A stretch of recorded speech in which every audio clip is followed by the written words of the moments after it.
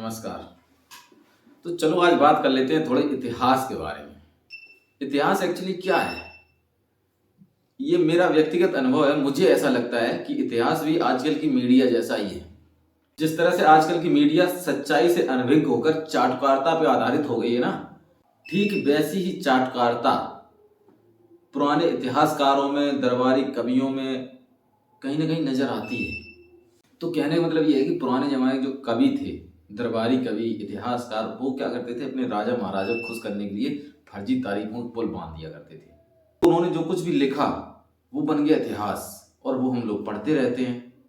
हमें ये सब पता है कि अर्जुन बहुत महान थे, सच बात है महान थे, लेकिन यार एकलव्य महान नहीं थे क्या? उनको दबा दिया गया। क्यों भाई? ये जो मानसिक गंदगी है ना, ये बहुत पुरानी है। ये लोगों के मन में बहुत पहले से भरी हुई है, और वो कहीं ना कहीं अभी भी देखने को मिली जाती है। अर्जुन और कर्ण की वीरता के किस्से भरे पड़े हैं, लेकिन एकलव्य को वो स्थान नहीं मिला इतिहास में जो वो डिजर्व करते थे।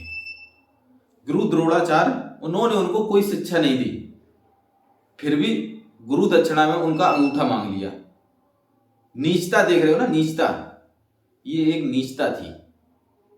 अंगूठा ही क्यों मांगा? कुछ और भी तो मांग सकते थे। और वो एकलव्य इतना महान था कि उसका अंगूठा चले जाने के बाद उसने तर्जनी और माध्यका उंगली का इस्तेमाल करके तीर चलाने की एक नई कला का आविष्कार किया। सिकंदर की वीरता की कहानियां दूर दूर तक फैली हुई हैं। जो जीता वही सिकंदर। What about Porus? पोरस के बारे में किसी को पता नहीं है। बच्चे से पूछो, बच्चे को भी पता होगा, सिकंदर का नाम सुना है? हाँ, अरे गाने बन गए इतने सारे। वो मुकद्दर का सिकंदर जाने मन कहलाएगा घंटा। पोरस भी तो था कोई वीर। सिकंदर को रोकने वाला कौन था? पोरस था। उसके बारे में तो किसी को नहीं पता। इतिहासकारों ने इतना भेदभाव किया है, इतना भेदभाव किया है, हद से ज्यादा। अरे हमारे पुराने की बात छोड़ो यार, पुराने तो चलो पुराने, हमारी आजादी के टाइम पे जब क्रांतिवीर जो हुए हैं उनके साथ कितना भेदभाव हुआ है। शहीद भगत सिंह को ही ले लो, जानते तो सब है नो डाउट, क्योंकि उनका योगदान ऐसा है कि हम उनको नकार नहीं सकते हैं। लेकिन हकीकत क्या है? हकीकत ये है कि आज दिन तक हमारी भारत सरकार उनको शहीद आजम भगत सिंह को शहीद का दर्जा नहीं दे पाई है। शहीद का दर्जा सरकार की तरफ से नहीं दिया गया है। ये तो हम लोगों को प्यार है जो उनको शहीद भगत सिंह बोलते हैं। नेताजी सुभाष चंद्र बोस। आजादी जब हम पढ़ते हैं, आधुनिक भारत का इतिहास पढ़ते हैं, और हम पढ़ते हैं कि आजादी में कितना संघर्ष किसने किया, तो कहीं ना कहीं हमें ये देखने को मिलता है कि सबसे ज्यादा संघर्ष अगर किसी ने किया है तो वो जवाहरलाल नेहरू, महात्मा गांधी और जो नरम दल के नेता थे उनने किया है। बाद बाकी तो कंचा खेल रहे थे गोलियां। नेताजी सुभाष चंद्र बोस को अरे ICS, इंडियन सिविल सर्विसेज, उस टाइम जो ब्रिटिश गवर्नमेंट एग्जाम करवाती थी, जो आज के IAS के इक्विवेलेंट था, उसमें उनका चयन हुआ था, और उन्होंने देशभक्ति की वजह से उस सर्विस को ना लात मार दी थी। खैर छोड़ो, इतिहास में ऐसे हजारों वीर योद्धा हुए हैं, ऐसे बहुत क्रांतिवीर हुए हैं जिनके साथ इतिहासकारों ने बहुत भेदभाव किया है। तो एक्चुअली क्या है ना, मैं यार यूपी टेट 2022 में जो पेपर हुआ है अभी रिसेंटली 23 जैन को हुआ है, मैं उसको हल कर रहा था। तो उसमें क्वेश्चन था, उसमें कुछ पंक्तियां थी। 12 बरस लोग कर जीवे और 13 लो जिये से यार बरस 18 छत्री जीवे ज्यादा जीवे तो दिक्का। क्योंकि रणभूमि में पहुंचने के सिर्फ 2 परिणाम होते हैं, वीर गति या विजय। और ये पूछा गया था कि ये पंक्तियां किसकी हैं? तो उसका आंसर था जगनिक। जगनिक कौन थे? जगनिक एक्चुअली दरबारी कवि थे, राजा परमाल के। जो बुंदेलखंड के पास में महोबा एक जगह है, वहां के राजा हुआ करते थे, राजा परमाल। उनके ये दरबारी कवि थे। तो ये जो दरबारी कवि थे, इन्होंने वहां पे उस राजा के जो सेनापति थे, आला और उदल, 2 मुख्य किरदार थे, उनकी वीरता के बारे में इन्होंने लिखा हुआ है। पर हल करते करते मैं इस स्थिति पहुंचा, मैं क्या है ना, मैं क्वेश्चन को हल करता हूं, उसके बाद मैं उसको थोड़ा डीपली एनालाइज करने की कोशिश करता हूं कि इसकी बैकग्राउंड क्या है। तो मैंने जब जगनिक के बारे में जाना तो मुझे राजा परमाल के बारे में पता चला, फिर राजा परमाल के बारे में जाना तो मुझे पता चला आला उदल के बारे में। और ये आला उदल वही आला उदल हैं मेरे गांव में बचपन में एक रंगमंच कार्यक्रम हुआ करता था, नाटक टाइप का आयोजन हुआ करता था रक्षाबंधन के जस्ट अगले दिन मेरे गांव में चकसत्तापुर में। उसमें कैरेक्टर हुआ करते थे, आला, उदल, पृथ्वीराज, इंदल, ये सारे कैरेक्टर हुआ करते थे। लेकिन मैं काफी छोटा था तो इन सब चीजों को इतना डीपली कभी समझा नहीं। लेकिन आज जब मैं स्टडी करते करते इनके इतिहास पे गया तो मैंने इनके बारे में जानने की इच्छा थोड़ी ज्यादा मेरे अंदर जागृत हुई, तो मैंने इनके बारे में जाना। और जब वो प्रोग्राम हुआ करता था मेरे गांव में आला उदल का, उसका नाम था, एक्चुअली उसका नाम जो टाइटल रखा गया था झूला का प्रोग्राम हुआ करता था। और उस टाइम पे रक्षाबंधन के एक दिन पहले से ही मेरे गांव में जितने भी घर थे, शायद ही कोई घर ऐसा होता था जिसमें मतलब 2-4 रिश्तेदार ना आते थे। तो जब भी वो प्रोग्राम हुआ करता था झूला का हमारे गांव में, तो आसपास के गांव से ट्रैक्टर भर भर के लोग आते थे, सारे घरों के रिश्तेदार वहां रहते थे, पूरी रात वहां एकदम भीड़ भाड़ हुआ करती थी दबा के। और हम तो छोटे थे, हमें तो इतना शौक था नहीं झूला वूला देखने का। बस हाँ, एक शौक जरूर हुआ करता था, जब भी झूला का प्रोग्राम होता था तो वहाँ छोटी छोटी दुकानें लगती थी और उसमें एक पान की दुकान जरूर लगती थी। हम लोगों का यही शौक हुआ करता था कि झूला की दुकान में से एक पान जरूर खाते थे हम लोग। पूरी साल में एक ही दिन खाते थे, वो भी झूला के टाइम पे। बस ये शौक हुआ करता था हमारा। अब कहाँ यार वो गांव का माहौल रहा। पहले एक छप्पर उठाने के लिए 50 लोग इकट्ठे हो जाया करते थे एक ही बार में। आजकल तो लोग बस, अब वो माहौल नहीं रहा, वो भाईचारा नहीं रहा, वो कलाकार नहीं रहे। धीरे धीरे जो कलाकार थे, बहुत प्रतिभाशाली हुआ करते थे, वो धीरे धीरे सारे कलाकार पंचतत्व में विलीन हो रहे हैं। और जो बचे हुए हैं, भगवान उनको दीर्घायु प्रदान करे। इतना तो खैर है, वो प्रोग्राम अब दोबारा कभी नहीं हो पाएगा मेरे गांव में। पहले हुआ करता था क्योंकि पहले इस टाइप का माहौल था। आजकल लोग एक 5 इंच 6 इंच के मोबाइल में सिमट के रह गए हैं, अब पहले जैसा माहौल नहीं रहा है। तो आओ यार मेरे साथ शुरू करते हैं आशुतोष राणा की धधकती हुई आवाज में आला उदल की वीर गाथा। एक बात तो निश्चित है कि अगर आपने इसको ध्यान से सुना तो आपकी रगों में देशभक्ति का जुनून जाग उठेगा, आपके रोंगटे खड़े हो जाएंगे। आला उदल की अमर कहानी। मेरी मिट्टी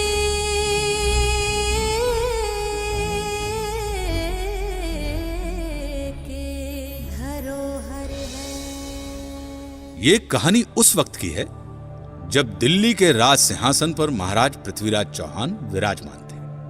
उन्होंने अपने आसपास के लगभग सभी राजाओं को अपने अधीन कर लिया था, लेकिन कन्नौज के राजा जयचंद और कालिंजर के चंदेल राज परमाल ने पृथ्वीराज चौहान के आगे अपना सर नहीं झुकाया था। राजा परमाल का विवाह उरई के राजा वासुदेव की बेटी मलहना के साथ हुआ था। मलहना की 2 छोटी बहनें भी थीं, देवलदे और तिलका, जिनका विवाह राजा परमाल के 2 वीर सेना नायक और सगे भाई दक्षराज और वत्सराज के साथ हुआ था। इस विवाह से महारानी मलहना इतनी खुश हुई कि उन्होंने देवलदे और दक्षराज के लिए दहसरपुरवा में एवं तिलका और वत्सराज के लिए सिरसा में 2 अलग अलग भव्य महल बनवा दिए। उन्हीं दिनों राजा परमाल ने महोबा को अपनी नई राजधानी घोषित किया था। चंदेल राज परमाल की इस पवित्र भूमि में लगभग एक ही समय में 5 पुत्रों का जन्म हुआ, जो आगे चलकर महोबा के पंचवीर कहलाए। महारानी मलहना की कोख से राजकुमार ब्रह्मकुमार का जन्म हुआ। ब्रह्मकुमार एक शूरवीर योद्धा था। राजा परमाल के राजपुरोहित के घर ढेबा नामक बालक का जन्म हुआ।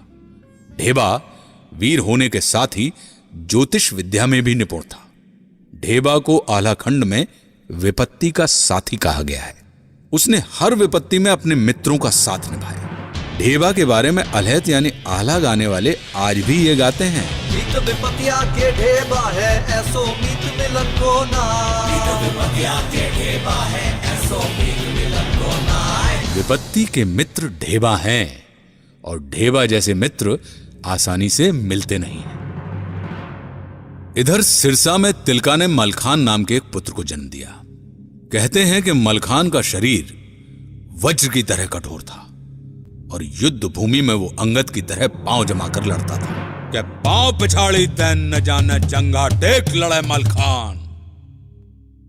यानी पांव को पीछे नहीं जाने देता था और अपनी जांघों को टेक कर लड़ता था मलखान। इधर दहसर पुरवा में देवलदे ने भी एक पुत्र को जन्म दिया, जिसका नाम आल्हा रखा गया। आल्हा के बाद देवलदे एक बार फिर से गर्भ से हो गई, और तभी जब वो गर्भ से थी तो एक दिन मांडोगढ़ के बघेल राजा ने महोबा पर आक्रमण कर दिया। इस आक्रमण के लिए कोई तैयार नहीं था। इस आक्रमण ने महोबा के इतिहास में जोड़ दिया एक नया पन्ना। इस आक्रमण ने एक नए समीकरण को जन्म दिया। क्या हुआ था? मांडवगढ़ के बघेल राजा ने महोबा पर आक्रमण कर दिया और चंदेल राज परमाल के भाई दक्ष राज और वत्सराज को कैद कर लिया। उन्हें बंदी बनाकर वो मांडवगढ़ ले गया। लेकिन इस पर भी बघेल राजा की क्रूरता का अंत नहीं हुआ। उसने दोनों भाई दक्षराज और वत्सराज को मारकर उनका सिर बरगद के वृक्ष पर टांग दिया। आज भी अल्है तो उल्लेख करते हैं कि टंगी खुपड़िया है बरगद पर बरखा सहे शीत और घाम, और आधी रतिया की बेला में रोबे लई अला को नाम। पिता की मृत्यु के कुछ महीने बाद ऊदल का जन्म हुआ। कहते हैं यही दिन जन्म हुआ ऊदल का, धरती धसी 2.5 हाथ। यानी जिस दिन ऊदल का जन्म हुआ उस दिन धरती ऊदल के भार से 2.5 हाथ यानी 2.5 हाथ धस गई। लेकिन ऊदल की माता देवलदे खुश न थी। मत दो इसे मेरी गोद में, कुल नाशक है ये। देवलदे, एक माँ होकर अपने बेटे के लिए ऐसी बातें मुंह से नहीं निकालनी चाहिए।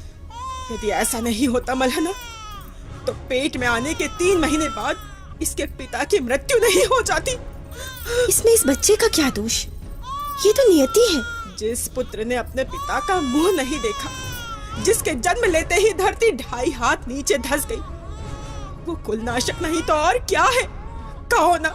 देवलदे, तुम कटु हो गई हो। तुमसे बहस का ये उचित समय नहीं है। मलहना, जब आप समझ ही चुकी हैं तो मुझे अकेले छोड़ने का कष्ट करें। हाँ बिल्कुल, आज से मैं इस बच्चे की माँ हूं, अपने साथ ले जा रही हूं इसे। पर एक बात याद रखना देवलदे, आगे चलकर यही बालक राज्य का नाम रोशन करेगा और अपने पिता की मौत का बदला लेगा। ये धर्म की माता है मालंदे, जो ऊदल को दियो बचाए।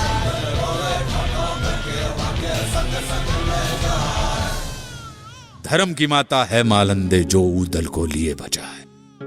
राजा परमाल ने महोबा के इन 5 वीर आला, ऊदल, मलखान, ब्रह्मकुमार और ढेबा को एक साथ पढ़ाया लिखाया तथा अस्त्र शस्त्र को चलाने की कला से रूबरू कराया। देखते ही देखते 5 बालक अपनी किशोरावस्था पार कर गए। साथ ही साथ इनकी बहादुरी के किस्से पूरे प्रांत भर में फैल गए थे। इन सब में ऊदल की वीरता से राजा परमाल काफी प्रभावित थे। एक दिन वो अपने राज दरबार में बैठकर ऊदल की वीरता की चर्चा अपने सभासदों के सामने कर रहे थे कि तभी आला ऊदल का मामा माहिल वहां आ पहुंचा। माहिल ने महाराज की बातें सुनी और माहिल महाराज से कहने लगा, क्षमा करें महाराज, ऊदल तो साधारण सिपाही है, वो कब से तलवार बांधने लगा। भांजे की वीरता से मामा प्रभावित नहीं था। माहिल किस ओर इशारा करना चाह रहा है? ऊदल की वीरता से राजा परमाल काफी प्रभावित थे। एक दिन वो अपने राज दरबार में बैठकर ऊदल की वीरता की चर्चा अपने सभासदों के सामने कर रहे थे। आला, ऊदल, मलखान, ब्रह्मकुमार और ढेबा, ये 5 इस आयु में भी बड़े बड़े योद्धाओं से कम नहीं है। और ऊदल की तलवार और युद्ध कौशल का तो क्या कहना। वाह!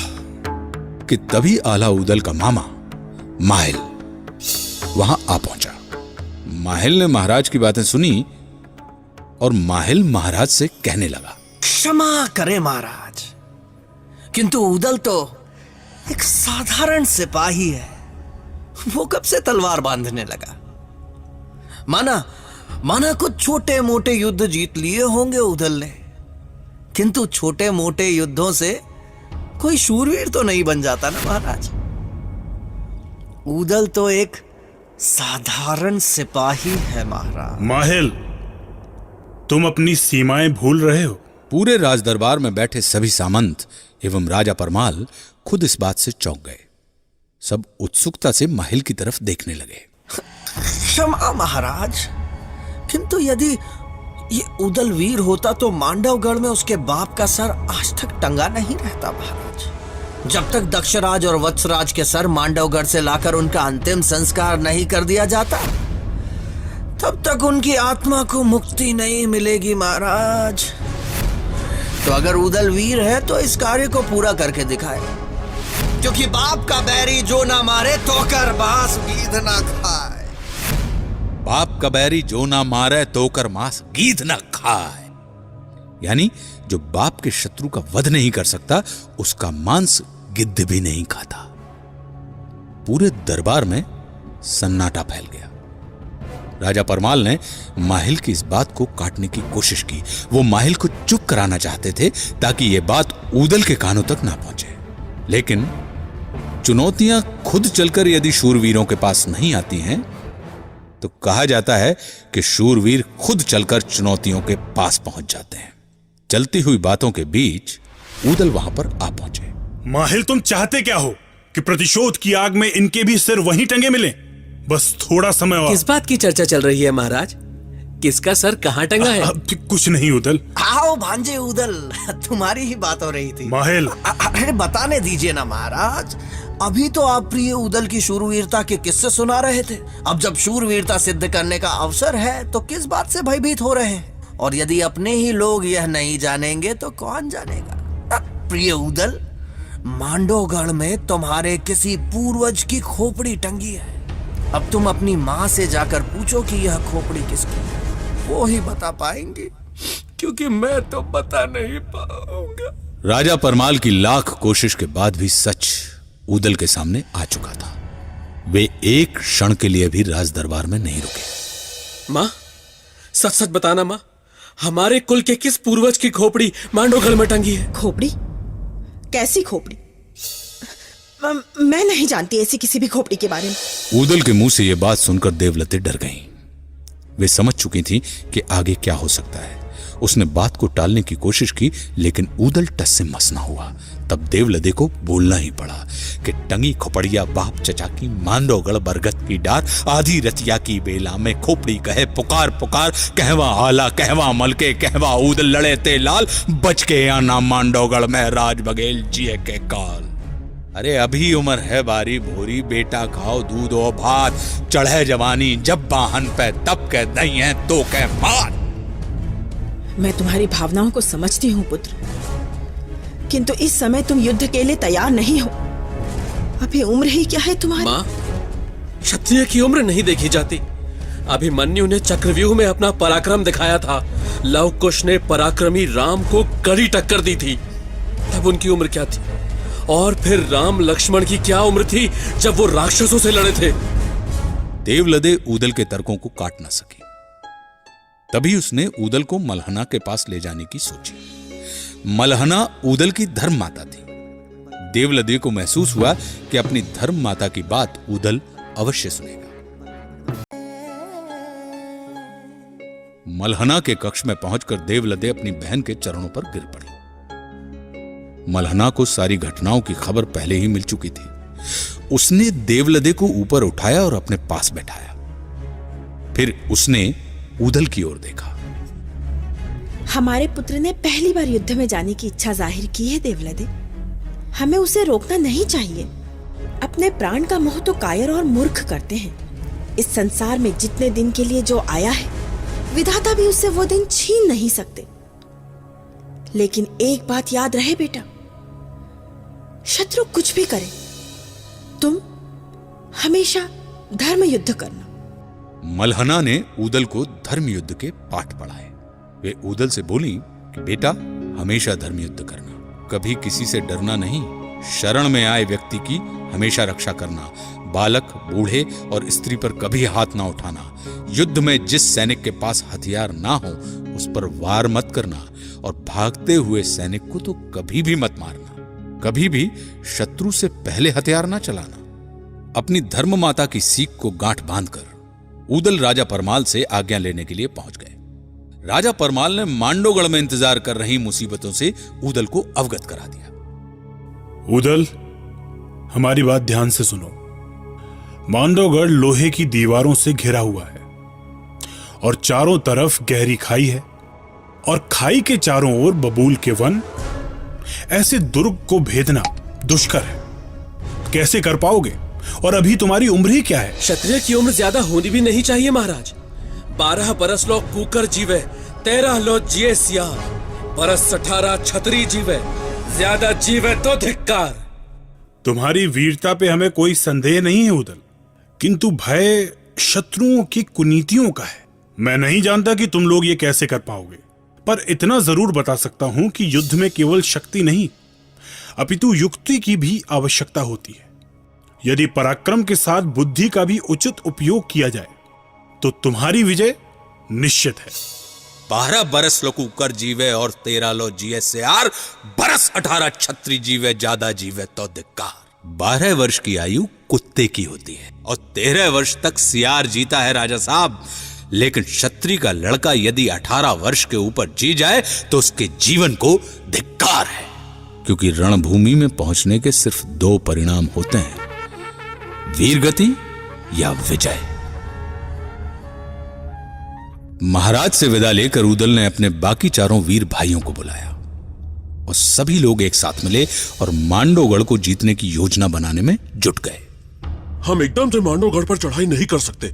पहले वहां के भेद जानने होंगे, उनके दुर्ग के बारे में जानना होगा, तभी यह युद्ध हम जीत सकते हैं। क्या कहते हैं भैया आला? आप ठीक ही कह रहे हैं भ्राता मलखान। आला, यदि मांडव के किसी सिपाही या अधिकारी को हम अपने साथ मिला ले तो? नहीं भ्राता ब्रह्मा, आपका सुझाव ठीक है, किंतु शत्रु राज्य के किसी सिपाही को साथ मिलाना ये जोखिम भरा है।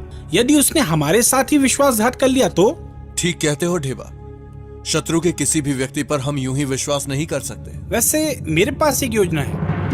ढेबा की बात मानकर सबने योगी का भेष धारण किया और अपनी अपनी माताओं के पास पहुंच गए, किंतु माताएं उन्हें पहचान नहीं पाई। माताओं ने उन्हें योगी ही समझ लिया। राजा परमाल ने उस दिन आल्हा को महोबा का सेनापति घोषित किया। सेनापति आल्हा की, सेनापति आल्हा की। स्वस्ति न इंद्रो वृद्धश्रवाः, स्वस्ति न पूषा विश्ववेदाः, स्वस्ति न साक्षर्यो वरिष्ठनेमिः, स्वस्ति नो बृहस्पतिर्दधातु, स्वस्ति नो बृहस्पतिर्दधातु, स्वस्ति नो बृहस्पतिर्दधातु। राजा परमाल ने उसे किरलिया नामक घोड़ा दिया, ब्रह्मा को हरनागर नाम का घोड़ा दिया, मनोरथ नाम का घोड़ा ढेबा को मिला और बेंदुला नामक घोड़ा ऊदल को, और मलखान को कबूतरी नाम की घोड़ी दी गई। महोबा की सेना तैयार थी और मांडवगढ़ की ओर कूच कर गई।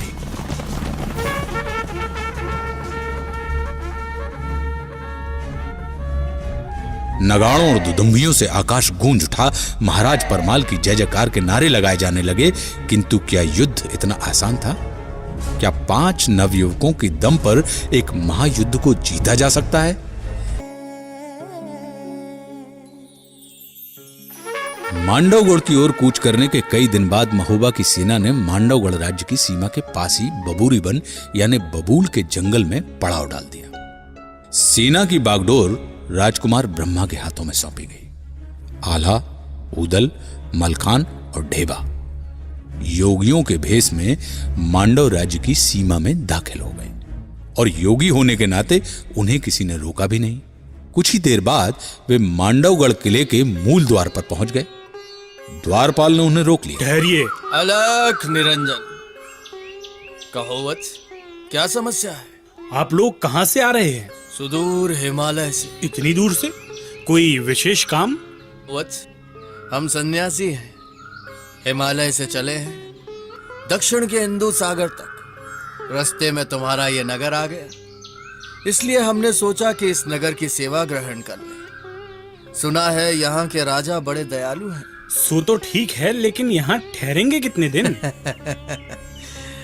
अगर सन्यासी को ये पता होता कि वो कितने दिन ठहरने वाला है तो फिर वो सन्यासी ही क्यों होता? मन हुआ तो सालों, वरना एक क्षण। मगर वत्स, तुम्हें कोई असुविधा हो तो हम आगे की ओर चले जाएंगे। नहीं नहीं, ऐसी बात नहीं, लेकिन पूछना मेरा काम है। आप बुरा मत मानिए, मांडवगढ़ में आप सभी का स्वागत है। अंदर से अनुमति मिलने के बाद द्वारपाल उन चारों योगियों को अंदर ले गया। अंदर पैर रखते ही ऊदल की दृष्टि वट वृक्ष पर पड़ी। वट वृक्ष की सबसे ऊंची डाल पर 2 सिर टंगे थे, दक्षराज और वत्सराज के। यह देखकर ऊदल अपने आप को रोक नहीं पाया और शायद द्वारपाल ऊदल के मानसिक उद्वेग को पहचान गया। अरे छोटे बाबा जी, पेड़ पे टंगी उन खोपड़ियों को क्या देख रहे हैं? इस नगर में और भी सुंदर चीजें हैं, उन्हें देखिए, उनका आनंद लीजिए। अब तुम हमें सिखाओगे कि क्या देखना है? आल्हा ने हालात को संभालते हुए कहा, स्वामी उदयानंद, आप सन्यासी हैं, किंतु पेड़ पर 2 शीश देखकर उद्विग्न हो गए। सन्यासी को किसी घटना से विचलित होना शोभा नहीं देता। एक सन्यासी के लिए मृत्यु अंतिम सत्य नहीं होता। क्षमा करें गुरुदेव, भावना की ज्वार को रोक नहीं पाया, किंतु इतना विभत्स कृत्य कौन कर सकता? अरे स्वामी जी, हमें इन सब से क्या लेना? आप पधारे हमारी नगरी में। योगी आगे बढ़ गए। जब सारे योगी रनिवास में रानी कुशला के पास पहुंचे तो उनका बहुत आदर सम्मान किया गया। फिर रानी ने उनसे भजन गाने का आग्रह किया। आल्हा ने अपनी डबली निकाली, मलखान ने मृदंग और ढेबा ने बांसुरी, और ऊदल अपने मीठे स्वर में गाने लगे और उन्होंने वहां पर समा बांध दिया। हरि दर्शन की प्यासी अखियां, हरि दर्शन की प्यासी अखियां, हरि दर्शन की प्यासी अखियां, हरि दर्शन की प्यासी। देखो चाहत कमल नयन को, निस दिन रहत उदासी अखियां, हरि दर्शन की प्यासी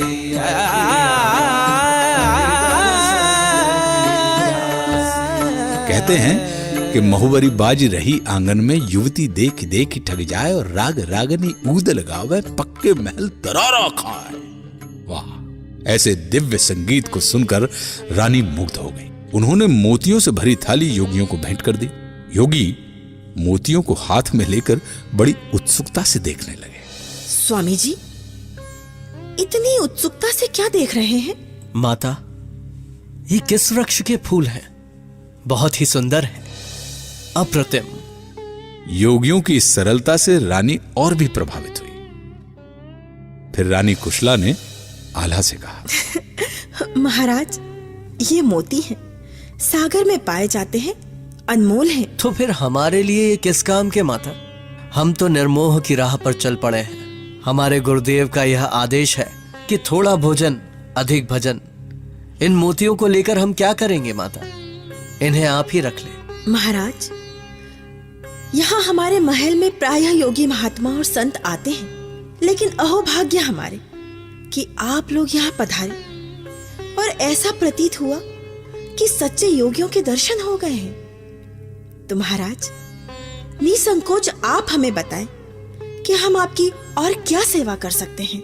माता, गांव खलिहानों में घूमने वाले हम योगियों का राजमहल में यह पहला पदार्पण है। हम चाहते हैं कि आप हमें इस दुर्ग की एक परिक्रमा करवा दें तो अच्छा हो। बस इतनी सी बात? राजमहल की परिक्रमा क्या? यदि आप यह राजमहल भी मांगते तो हम निसंकोच आपको दे देते। रानी ने अपने गले से 9 लखा हार उतारकर योगी के हाथ में रख दिया और राजकुमारी विजयसेना को पूरा दुर्ग दिखाने का आदेश दिया। इस प्रकार वीरों ने अपनी पहली जीत हासिल कर ली थी।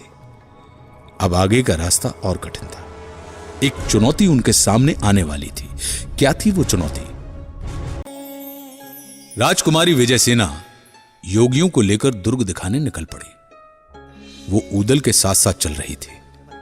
पूरा दुर्ग दिखाने के बाद राजकुमारी दुर्ग की सुरंग के पास पहुंच गई और वहां पहुंचकर वो द्वंद्व में पड़ गई। उसने मन ही मन सोचा कि इन योगियों को दुर्ग का गुप्त रास्ता या सुरंग दिखाई जाए या नहीं। एक तरफ मां का आदेश और दूसरी तरफ राज्य की सुरक्षा का प्रश्न। ऊदल ने राजकुमारी के हाव भाव से यह समझ लिया था कि राजकुमारी विजय सेना कुछ छुपा रही है।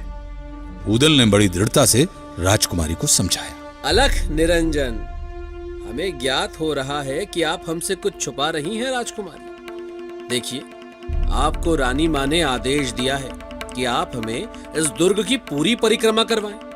हम योगी हैं, अगर आप ऐसा नहीं करेंगी तो हम श्राप दे देंगे और तब ना ये दुर्ग बचेगा न राजशाही। हाँ, आप क्या सोचते हैं कि अगर आपने राजमाता को अपनी बातों में उलझा लिया है तो हम भी आपके इस भुलावे में आ जाएंगे? तुम योगी नहीं, भोगी हो। तुमने मांडव राज्य के साथ धोखा किया है। मैं जानती हूँ, तुम महोबा के वीर ऊदल हो। विजय सेना की बात सुनकर सबके पैरों तले से जमीन खिसक गई। राजकुमारी ने ऊदल को पहचान लिया था, मगर कैसे, ये किसी को समझ नहीं आ रहा था। आश्चर्य में हो ना कि मैंने तुम्हें कैसे पहचान लिया? याद करो, जब सिरोंज के महाराज की बेटी का विवाह हुआ था तब तुम बारातियों में थे। तुम्हारी वीरता की कहानियां मशहूर हो चुकी थी। बारातियों के साथ तुम केसरिया पाग पहनकर बेंदुला घोड़े को नचाते हुए आगे बढ़ रहे थे। तभी मेरी सहेलियों ने मुझे बता दिया था कि तुम महोबा के वीर ऊदल हो। लेकिन अब मुझे ये बात समझ में नहीं आती कि इतने महान वीर को पीठ पर छुरा घोंपने जैसे इस कायरतापूर्ण प्रपंच की रचना क्यों करनी पड़ी। ये कहकर राजकुमारी विजय सेना ने अपनी तलवार निकाल ली। ऊदल ने बड़े शांत भाव से राजकुमारी को समझाया। राजकुमारी, कायर नहीं है। आपके पिता ने धोखे से हमारे पिता और चाचा को मार उनकी खोपड़ियां यहां पेड़ पर टांग दी। वो बड़ी शूरवीरता थी। जब तक हम अपने पिता और चाचा की मृत्यु का प्रतिशोध नहीं लेते, तब तक न उनकी आत्मा को शांति मिल पाएगी न हमारे कलेजे को। आप चाहें तो अभी अपने पिता को हमारे बारे में बता सकती हैं। हम भागेंगे नहीं, लेकिन प्रतिशोध लेकर रहेंगे। ऊदल ने राजकुमारी को अपने पिता बघेल राज जंबे को बुलाने का जिक्र किया, लेकिन राजकुमारी स्वयं ऊदल के सम्मुख समर के लिए तत्पर हो चुकी थी। तभी ऊदल को धर्म युद्ध के नियम याद आ गए। दोनों ने तलवारें तान ली और युद्ध छिड़ गया। राजकुमारी एक कुशल योद्धा की तरह ऊदल पर वार करती रही और ऊदल सिर्फ अपने आप को बचाते रहे, क्योंकि उनके दिमाग में अपनी मां मल्हना का आदेश गूंज रहा था कि स्त्री के ऊपर अस्त्र नहीं उठाने चाहिए। अचानक घटी इस घटना ने सबको भौचक्का कर दिया था। आल्हा, ढेबा और मलखान अचंभित खड़े देख रहे थे। कुछ देर तक वार करने के बाद राजकुमारी थक हार कर बेहोश हो गई। तभी सबने मिलकर राजकुमारी को हवा की, पानी के छींटे उसके मुंह पे मारे। जब राजकुमारी होश में आई तो उसका अभिमान पिघलकर पानी हो चुका था। वीर ऊदल, तुम्हारे बारे में जो कुछ भी सुना था, तुम उससे ज्यादा बहादुर और धर्मप्रिय हो। यह सत्य है कि मेरे पिता ने तुम्हारे पिता के साथ अधर्म युद्ध किया था, लेकिन तुम्हें धर्म युद्ध का भली भांति ज्ञान है। इसलिए तुम्हारे इस युद्ध में अब मैं तुम लोगों के साथ हूं। अब मैं जो कहने जा रही हूं उसे ध्यान से सुनो। ये जो सामने दीवार है, उसके पीछे एक सुरंग है जो यहां से कोसों दूर बबूरी वन में निकलती है। यह दुर्ग सब तरफ से इतना सुरक्षित है कि किसी और रास्ते से यहां प्रवेश कर पाना तुम लोगों के लिए शायद नामुमकिन हो। सुरंग का दूसरा मुंह बबूरी वन में खुलता था। बबूरी वन यानी बबूल के जंगल, जहां महोबा के सैनिकों ने अपना पड़ाव डाला था। यह भेद खुलने के साथ ही महोबा के वीरों ने युद्ध जीतने की सबसे महत्वपूर्ण चाबी हासिल कर ली थी। इस युद्ध का परिणाम क्या हुआ? क्या महोबा के 5 युवा महावीर महोबा की खोई प्रतिष्ठा को पुनर्प्रतिष्ठित कर पाएंगे? मेरे पिता ने निश्चय ही तुम्हारे पिता के साथ अधर्म युद्ध किया था, लेकिन अब मैं तुम्हारे साथ हूं। अगले दिन सुबह तड़के महोबा की सेना ने मांडोगढ़ दुर्ग पर आक्रमण कर लिया। आक्रमण की खबर सुनते ही बघेल राज जंबे ने अपने दोनों पुत्र राय करिंगा और सूरज को बुलाया। राय करिंगा और सूरज अपने समय के बड़े शूरवीर योद्धा माने जाते थे। बघेल राज जंबे ने युद्ध की बागडोर अपने पुत्रों के हाथ में सौंप दी। हम आपका सपना पूरा करेंगे, हमें आशीर्वाद दीजिए। इस युद्ध को हम अवश्य जीतेंगे। बघेल राज महाराज जंबे की, बघेल राज महाराज जंबे की। इधर महोबा के सेनापति आला ने पंचव्यूह की रचना के साथ युद्ध लड़ने का निर्णय लिया। अपने घोड़े पर सवार होकर सबसे आगे चलने वाली सेना का संचालन स्वयं आला कर रहा था और बाईं छोर की टुकड़ी का संचालन ढेबा कर रहा था। पिछले भाग का दायित्व मलखान के कंधों पर था और व्यू के बीचों बीच घोड़े पर सवार ब्रह्मा चल रहा था। दोनों सेनाएं मांडोगढ़ के सीमांत के पास आमने सामने आ गई। राय करिंगा ने आला को ललकारा। हमसे लड़ना तुम्हारी औकात के बाहर है। तुम्हारा वही हाल होगा जो तुम्हारे पिता और चाचा का हुआ था। उसी जगह उसी पेड़ पे हम तुम्हारी भी खोपड़ी टांग देंगे। ये बकवास का वक्त नहीं है राय करिंगा। तुम्हारे पिता ने अधर्म युद्ध करके मेरे पिता और चचा को मार डाला था। तुम अगर अपने पिता का सर लाकर मुझे दोगे तो हम तुम्हारी जान बख्श देंगे। बात बात पे सरबर हो गई, बात बात में बाढ़ी रार, बात के ऊपर ठेवा हुई गई, कमर खुली गई तलवार। और फिर सेना एक दूसरे से भिड़ गई। राय करिंगा आला की आंखों में धूल झोंककर आला की ओर बढ़ गया। फिर उसने ऊधल पर भाला फेंका। भाला ऊधल के शरीर के पार हो जाता यदि ऊधल का घोड़ा बिंदुला समय पर अपनी चाल ना बदलता। ऊधल के करीब से निकलकर करिंगा का भाला धरती में धंस गया। धरती चीरत भारत भाला धरती कयो समाए, धन्य है घोड़ में दूल्हा जो स्वामी को लियो बचाए। इस घटना से राय कलिंगर आश्चर्यचकित रह गए। उसने ऊदल पर तलवार से आक्रमण किया और ऊदल ये कहकर राय करिंग पर टूट पड़ा कि पहली बाणी मैं बोलत नहीं, दूजी मैं नहीं करते रार, और तीसरी बाणी मैं छोड़त नहीं, मुंह में ठूस दे तलवार। और ऊदल के पहले वार में ही राय कलिंगर घायल हो गया और वो रणभूमि छोड़कर भाग गया। इस घटना से उसकी सेना का मनोबल टूट गया और भगदड़ मच गई। लेकिन तभी सूरज ने मांडोगढ़ की सेना की बागडोर अपने हाथों में ली और आल्हा को ललकार कर कहा, आल्हा, इतने सैनिकों की जान गंवाने से कोई मतलब नहीं। आओ हम दोनों द्वंद्व युद्ध करें और द्वंद्व युद्ध के फैसले से इस युद्ध का फैसला हो। अरे जाओ, अगर तुमसे मैं लड़ूंगा तो दुनिया के सारे वीर मुझ पे ये कहकर हंसेंगे कि आल्हा ने एक बच्चे को हरा दिया। तुम्हारे लिए तो मेरा भाई ऊदल ही काफी है। आल्हा का आदेश पाते ही ऊदल सूरज के साथ द्वंद्व युद्ध करने के लिए तैयार हो गया। दोनों की तलवारें निकल गईं और वे दोनों एक दूसरे पर वार करते रहे। ये लड़ाई शाम तक चली और सूरज ढलने के बाद आल्हा ने दोनों को रोक दिया। आल्हा ने दोनों वीर योद्धाओं को शाबाशी दी और दोनों पक्ष की सेनाएं अपने अपने शिविर में लौट गईं। आज का युद्ध तो बिना किसी निर्णय के समाप्त हो गया। लेकिन अगले दिन की सुबह महोबा के लिए क्या मुसीबत लाई। राजकुमार करिंगा ने कौन सा पैंतरा खेला, जानने के लिए सुनते रहिए धरोहर पर मध्य प्रदेश की माटी से जुड़ी ये दिलचस्प कहानी मेरे यानी आशुतोष राणा के साथ सिर्फ 92.7 बिग एफएम पर। मेरी मिट्टी की धरोहर है। 92.7 बिग एफएम पर आप सुन रहे हैं धरोहर और मैं आशुतोष राणा सुना रहा हूं कहानी आला ऊदल की। मेरी मिट्टी की धरोहर है। सूरज की पहली किरण फूटते ही युद्ध फिर आरंभ हो गया। राय करिंगा स्वस्थ हो चुका था। उसने सेना की बागडोर फिर अपने हाथ में ले ली थी। दोनों ओर की सेनाएं आमने सामने थीं, तलवारें निकल गईं और तुहीनाद के साथ साथ युद्ध शुरू हो गया। काफी देर तक युद्ध चलता रहा। खून से भरी पूरी भूमि लाल हो गई थी कि भुजा बहादुर फरकन लागे, नाचन लगे मुच्छ के बार और कट कट मोटी गिरे खेत में, उठ उठ रुंड करे तकरार। युद्ध चलता रहा पर विजय किसी की नहीं हुई। युद्ध का रुख बदलने के लिए आला ने ऊदल को राय करिंगा की ओर अग्रसर होने के लिए कहा। ऊदल को आता देख राय करिंगा भी चकित रह गया। उसने अपनी तलवार खींच ली और ऊदल पर टूट पड़ा। राय करिंगा ऊदल पर अपनी तलवार से एक के बाद एक लगातार वार करता जा रहा था और ऊदल उनके दिमाग में अपनी योजना अनुसार राय करिंगा को थका देना चाह रहे थे और ऊदल अपने आप को बचाते रहे।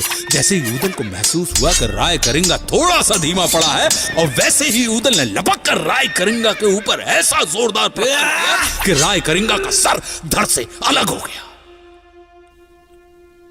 राय करिंगा के मर जाने पर मांडवगढ़ की सेना पलायन करने लगी। सूरज ढलने को था, पर उस दिन के युद्ध का निर्णायक पल तो शाम के पहले ही गुजर चुका था। उस दिन का युद्ध समाप्त हो गया। उधर युद्ध की गतिविधियों से अनजान आल्हा ऊदल से ईर्ष्या करने वाला उनका मामा माहिल महोबा पहुंच गया और उसने महोबा के रनिवास में पहुंचकर यह खबर दी कि युद्ध में आल्हा और ऊदल के सरों को काटकर फेंक दिया गया है। यह खबर मिलते ही देवलदे और मलहना रो पड़ी। दुख से पूरा रनिवास विफल हो उठा। चारों ओर मरघट की सी खामोशी छा गई कि तभी युद्ध का समाचार लेकर दूत राजमहल पहुंचा और उसने राय करिंगा का सर राजा परमाल के सामने थाली में रख दिया। यह देखते ही माहिल वहां से निकल भागा और उरई की ओर चल पड़ा। उसका षड्यंत्र एक बार फिर निरस्त हो चुका था। अगले दिन के युद्ध की शुरुआत में ही मलखान के हाथों सूरज मारा गया और अब महोबा की सेना को रोकने वाला कोई नहीं था। महोबा की सेना ने मांडवगढ़ के किले को घेर लिया। कहते हैं कि यह खबर मिलते ही राजा जंबे भयभीत हो गया और उसने सहजो जोगिन को बुलाया। सहजो जोगिन या सहजो योगिनी ये एक ऐसी योगिनी थी जो काली शक्तियों की उपासक थी, जिसने तंत्र मंत्र द्वारा कई सिद्धियां प्राप्त कर रखी थी। देखो जोगिन, कुछ ऐसा करो कि इन वीरों के खेमे में खलबली मच जाए और मैं इस अफरा तफरी का लाभ उठाकर ये युद्ध जीत जाऊं। आप चिंता ना करें महाराज। मेरी सिद्धियों के सामने कोई वीर आज तक नहीं टिक पाया है, तो फिर इन बालकों की क्या बिसात। अपनी कही बात के अनुसार सहजो ने बंगाली पुड़िया मारकर ऊदल को भेड़ बना दिया और गुरु झिलमिल की मढ़ी में ऊदल को बांध दिया। ऊदल गायब हो चुके थे। ऊदल के ना मिलने पर आल्हा बुरी तरह घबरा गए। तभी बाबा गोरखनाथ ने अपनी दिव्य वाणी से आल्हा को पूरी घटना के बारे में बताया। पूरी कहानी समझते ही आल्हा ने मलखान और ब्रह्मा को बुला भेजा। ब्रह्मा और मलखान गुरु झिलमिल बाबा की कुटिया में योगियों का भेष धारण करके पहुंच गए। वहां पहुंचकर दोनों ने गुरु जी को भजन सुनाया। गुरु झिलमिल उनके भजन को सुनकर बड़े प्रसन्न हुए। वाह, क्या स्वर है बेटा, मन प्रसन्न हुआ। मांगो, क्या मांगते हो? बाबा, सहजो जोगिन ने हमारे भाई उदल को बकरी बनाकर आपके यहाँ मढ़ी में बांध दिया है। बाबा, आप महाप्राण हैं, कृपया आप हमारे भाई को उसकी पूर्व अवस्था में लौटा दीजिए। बस इतनी सी बात? तथास्तु।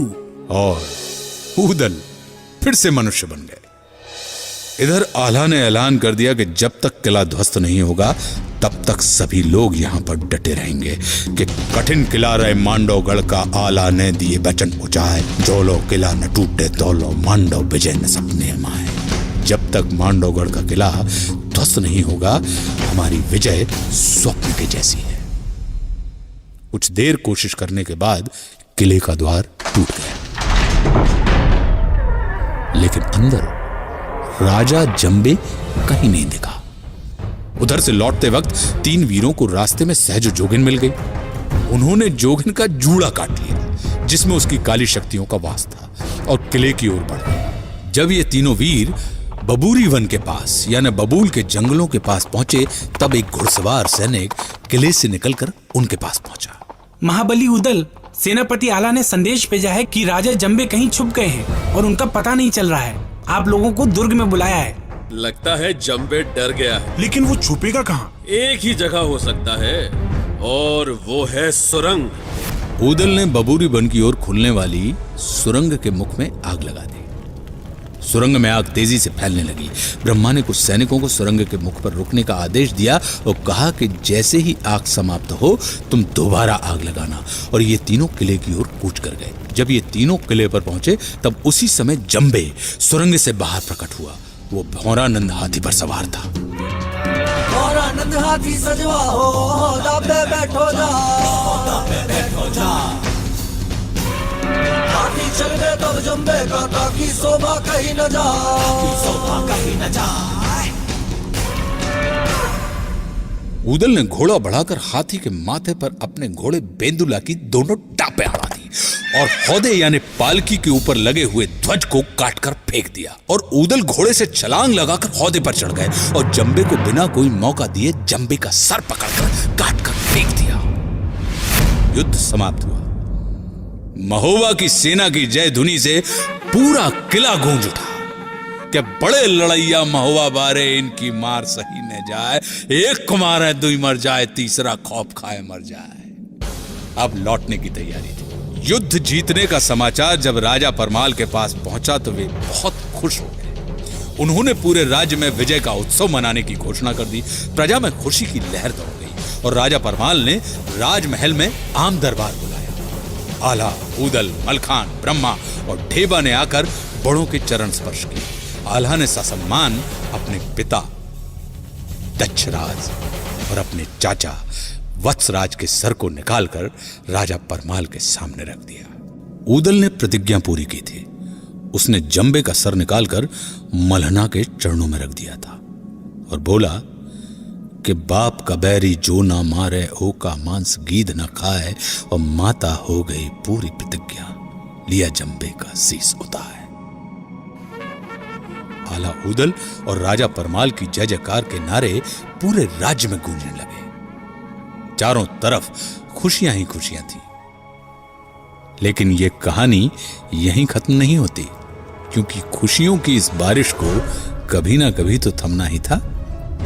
मांडोगढ़ की जीत के बाद आला ऊदल की कीर्ति चारों तरफ फैलने लगी, पर ईर्ष्या और द्वेष से भरा हुआ उनका मामा माहिल इस बात को स्वीकार नहीं कर पा रहा था, क्योंकि वो आला ऊदल की शक्ति से भली भांति परिचित था। वो जानता था कि यदि आला और ऊदल एक साथ रहेंगे तो विश्व विजय से इन्हें कोई नहीं रोक सकता। इसलिए वो एक नए षड्यंत्र की शुरुआत में जुट गया। क्या था माहिल का ये षड्यंत्र? और एक नए षड्यंत्र में लग गया। एक दिन, अरे मलखान, तुमने सिरसागढ़ का नाम सुना है? सिरसागढ़? हाँ सुना तो है, लेकिन अचानक मामा जी आप। तो फिर तुम ये भी अवश्य जानते होगे कि राजा परमाल ने तुम्हारे पिता को उसका शासन सौंप दिया था। नहीं तो ये तो मुझे मालूम नहीं था। अरे मालूम कैसे चलेगा भांजे? पृथ्वीराज ने आक्रमण करके उसको अपने राज्य में मिला लिया था और अपने बेटे पारत को गद्दी पर बिठा दिया। ये बात सुनकर मलखान अपने आप पर काबू नहीं रख पाया। उसका खून खौल उठा। वो उसी क्षण महाराज परमाल के पास पहुंच गया। आला और ऊदल वहां पहले से ही मौजूद थे। महाराज की जय हो। कहो पुत्र, इतने विचलित क्यों नजर आ रहे हो? आपने मेरे पिताश्री को सिरसागढ़ का शासन सौंप दिया था और फिर पृथ्वीराज ने आक्रमण करके उसको अपने राज्य में मिला लिया था और अपने बेटे पारत को गद्दी पर बिठा दिया था। महाराज, क्या ये सच है? क्या सच में ऐसा हुआ था? मुझे तो विश्वास ही नहीं हो रहा। ये बात तो मुझे आज तक किसी ने बताई ही नहीं। इतना बड़ा अनर्थ और हमें सूचना तक नहीं। देखो पुत्र, गड़े मुर्दे उखाड़ने से कोई फायदा नहीं है। और फिर पृथ्वीराज बहुत बड़े वीर हैं और उनके पास विशाल सेना भी है। उनसे युद्ध करना मानो मौत को बुलावा देना है। और फिर जितना राजपाट हमारे पास है वो पर्याप्त है। क्षमा करें महाराज, हम सर कटा सकते हैं लेकिन सर झुका नहीं सकते। बिल्कुल, सिरसागढ़ को हमें पुनः जीतना होगा। हमें अपना खोया हुआ स्वाभिमान और सम्मान वापस चाहिए। लंबी बहस के बाद महाराज परमाल ने सिरसागढ़ पर आक्रमण करने का हुक्म दे दिया। अगले कुछ ही दिनों में सिरसागढ़ पर आक्रमण की तैयारी पूरी कर ली गई। फिर से आल्हा के हाथों में महोबा की सेना की कमान सौंप दी गई। एक दूत के हाथों सिरसागढ़ के राजा और दिल्ली के महाराज पृथ्वीराज चौहान के बेटे पारत को यह संदेश भेजा गया कि या तो युद्ध करो या फिर किला खाली कर दो। अकस्मात ये संदेश मिलने के बाद राजा पारत घबरा गया। उसने तुरंत महामंत्री को अपने कक्ष में बुलवा भेजा। मुझे तो कुछ समझ नहीं आ रहा है मंत्री जी। बड़ी विकट परिस्थिति है महाराज। हमारी सेना इस अकस्मात युद्ध के लिए बिल्कुल भी तैयार नहीं है। लेकिन मांडवगढ़ जीतने के बाद महोबा की सेना के हौसले आसमान को छू रहे हैं। कुछ तो करना ही होगा। इस तरह हम हाथ पे हाथ धरकर नहीं बैठ सकते। महाराज, मेरा विचार है कि महाराज पृथ्वीराज चौहान को शीघ्रातिशीघ्र इस स्थिति की सूचना भेज दी जाए। मंत्री का सुझाव मान पारथ ने अपने पिता महाराजा पृथ्वीराज चौहान को पत्र भेजा। महामंत्री, हमारे हिसाब से सेना को तुरंत सिरसागढ़ के लिए रवाना कर दिया जाना चाहिए। आपने ठीक फरमाया है महाराज। 10,000 सैनिक, सभी घुड़सवार, ताकि वे जल्द से जल्द सिरसागढ़ पहुंचकर मोर्चा संभाल सके। सेनापति चामुंडा राय, आप कल तड़के ही सिरसागढ़ के लिए कूच करें। जो आज्ञा महाराज। महाराजा पृथ्वीराज चौहान के आदेश अनुसार उनकी सेना का रणनायक चामुंडा राय 10,000 सैनिकों की फौज लेकर सिरसागढ़ की ओर रवाना हो गए। इधर महोबा की सेना सिरसागढ़ की सीमा तक पहुंच गई थी और अगले ही दिन प्रातःकाल आल्हा के नेतृत्व में महोबा की सेना ने सिरसागढ़ पर आक्रमण कर लिया। पारस भी अपनी सेना के साथ तैयार। रणभेरियां बज उठी थी। युद्ध आरंभ हो चुका था। 6 दिनों तक घनघोर घमासान युद्ध होता रहा और कोई निर्णय न निकला कि घोड़ा बिचला था ऊदल का, जिसमें बहे हजारों जवान। आधी जमुना में पानी बहे, आधी बहे रकत की धार। और फिर 7वें दिन ऊदल ने तलवार मारकर पारत को घायल कर दिया। घायल पारत ने युद्ध क्षेत्र से भागकर अपनी जान बचाई।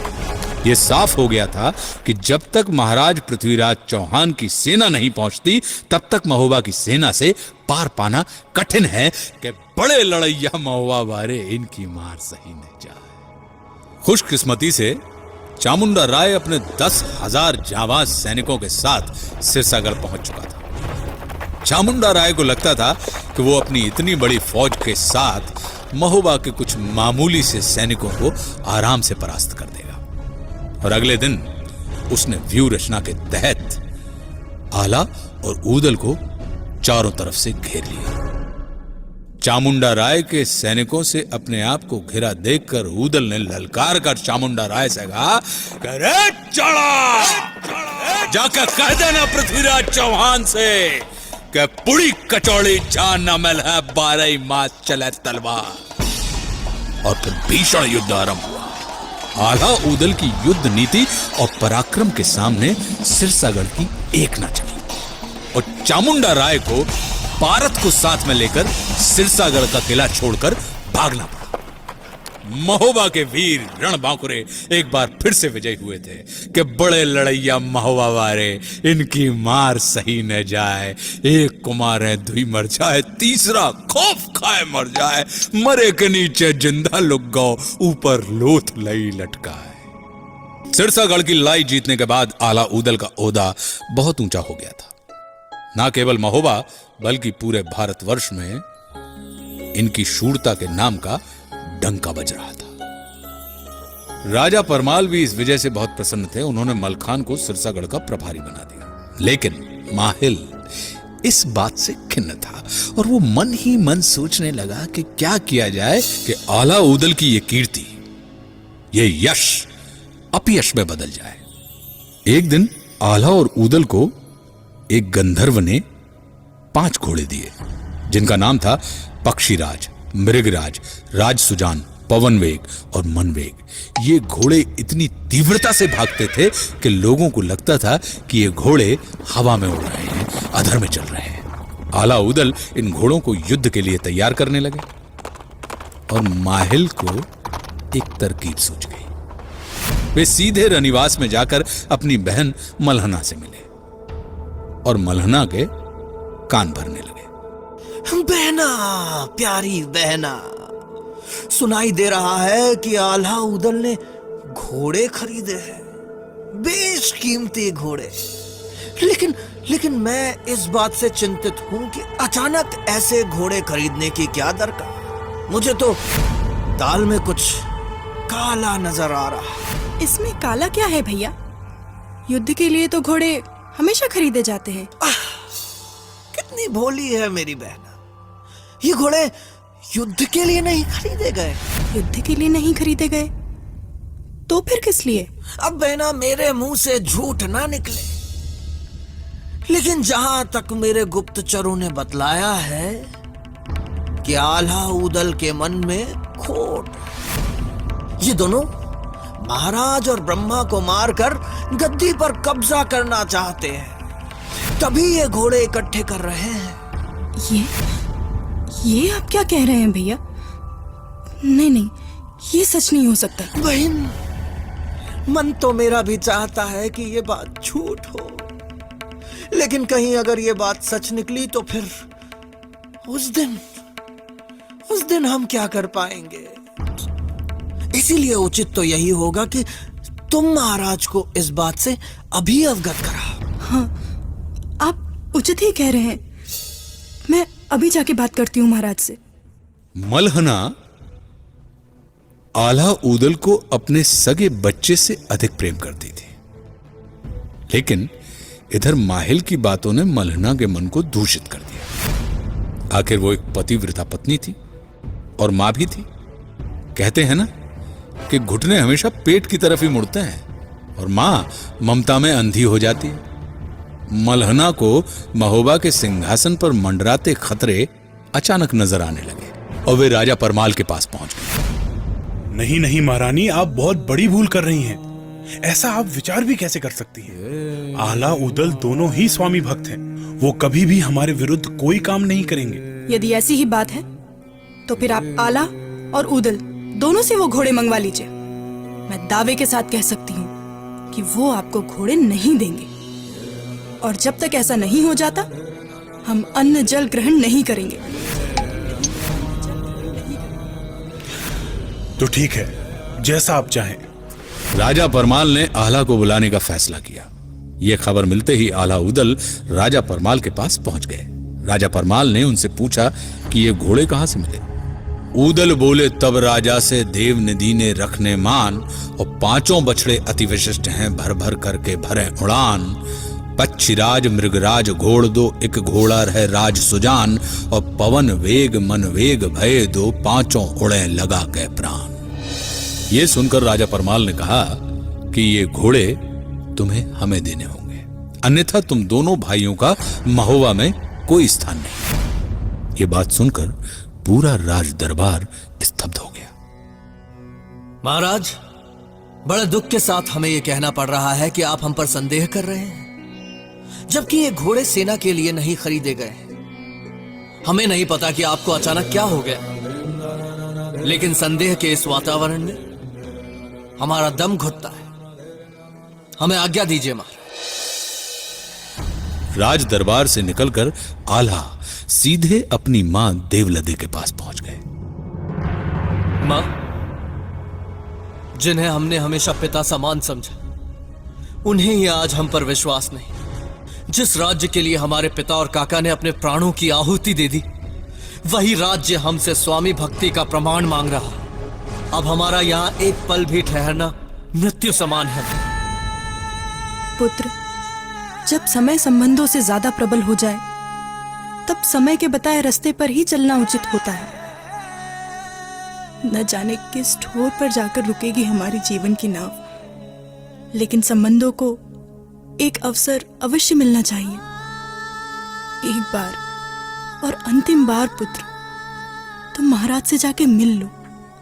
हो सकता है कि उनका मन बदल जाए और फिर वे तुम्हें स्वीकार भी कर लें। माता से आशीर्वाद लेकर आल्हा राजा परमाल के पास पहुंचे। राजा परमाल ने उनके सामने 3 शर्तें रखी। माता देवलदे से सलाह मशवरा करने के बाद जब आल्हा उदल राजमहल पहुंचे तो पूरा दरबार भरा हुआ था।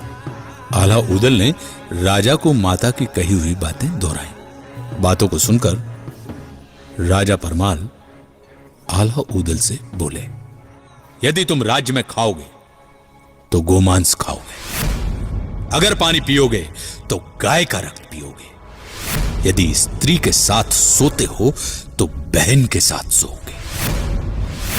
राजा परमाल के मुंह से ऐसी युक्ति सुनने के बाद आल्हा क्रोधित हो उठा और तुरंत वहां से निकल गया। उदल ने अपनी पकड़ी और गहने उतार कर फेंक दिए। क्रोधित आला उठकर चलवा पूरब तुरंत की पहुंचो जाए और उदल बोलो तब राजा से पगड़ी गहना तरी तुम्हार। भादों की आधी रात थी, घनघोर वर्षा हो रही थी।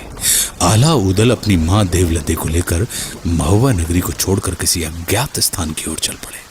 पूरे महुआ नगर वासियों के लिए यह एक बहुत ही दुखदायी और करुण दृश्य था।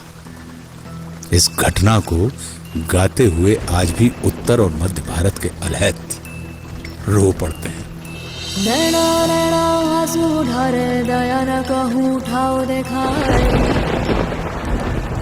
आल्हा चली भय उदल चली भय जैसे राम लखन चली जाए।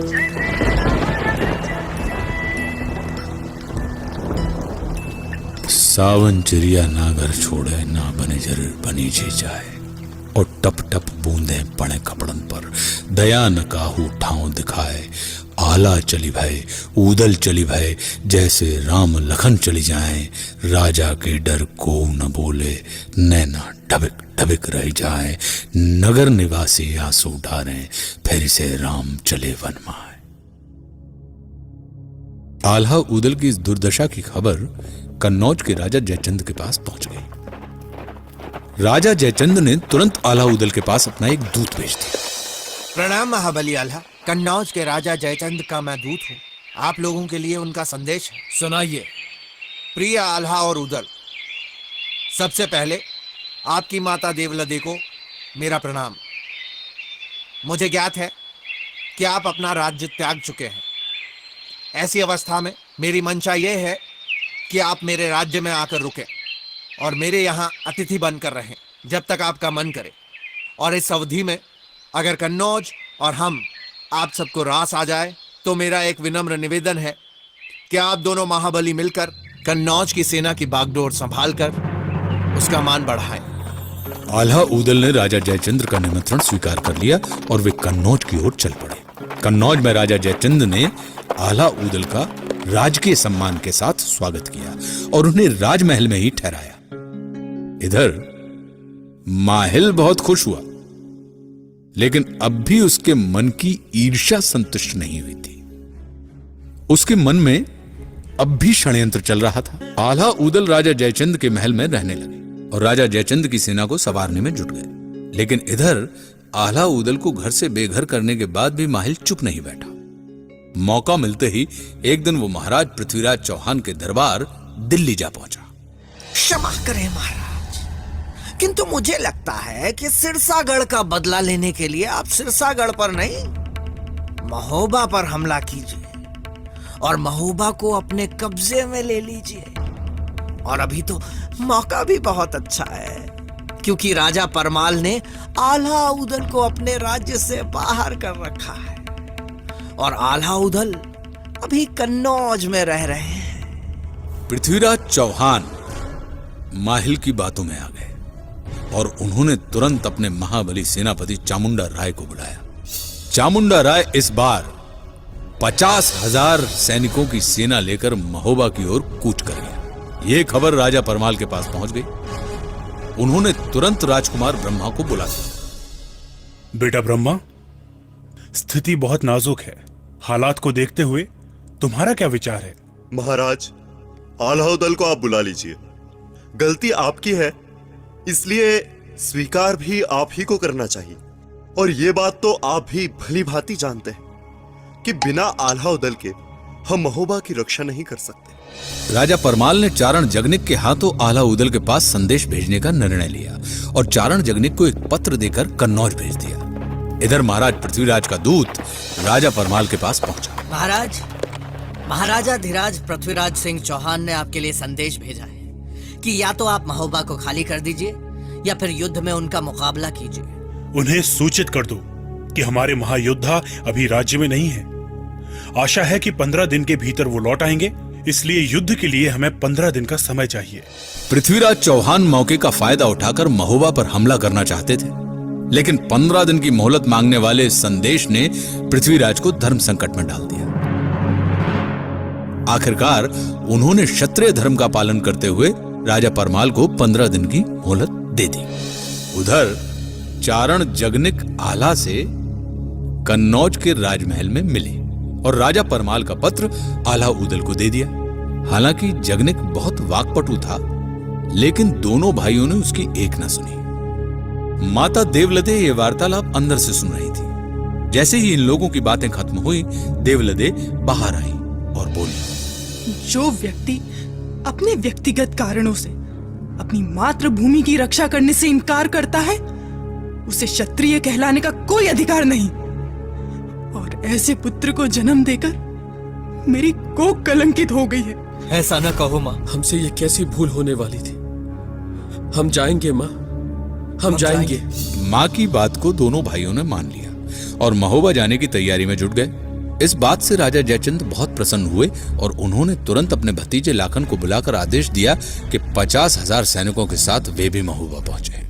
आला उदल को अपनी मातृभूमि से मिलने के लिए अब कोई नहीं रोक सकता था। आला उदल ने महोबा के पास कीर्ति सागर में अपना डेरा डाला और चारण जागनिक को महाराज परमाल के पास सूचना देने के लिए भेज दिया। सूचना पाते ही महाराज परमाल तुरंत कीर्ति सागर के पास आला उदल से मिलने के लिए आ गए और सबको उसी रात महोबा ले जाकर अपने अपने महलों में ठहरा दिया।